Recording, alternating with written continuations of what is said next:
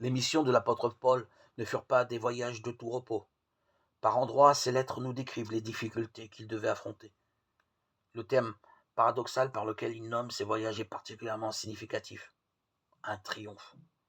Dans l'Antiquité, le triomphe d'un empereur ou d'un général célébrait une victoire militaire. Cette célébration, non dépourvue d'une dimension cultuelle, était très précisément organisée.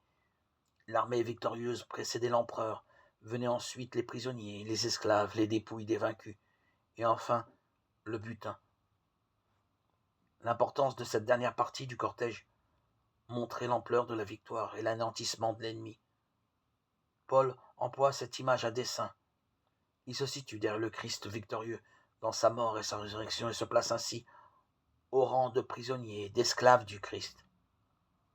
Par sa vie, par les difficultés qu'il endure, par les embûches qu'il traverse, il montre la puissance du Christ qui se déploie dans son existence.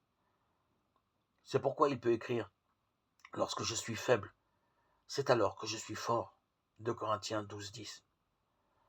Paul, que l'on juge souvent prétentieux, place en fait sa fierté dans sa faiblesse. Ce qui donne sens à son existence, ce ne sont pas ses succès réels ou supposés. Ce qui lui donne le goût de vivre, ce qui justifie son existence, et lui permet d'avoir cette fierté sans laquelle il n'est pas de vie digne. C'est la foi au Christ qui vit en lui. Galates 2:20.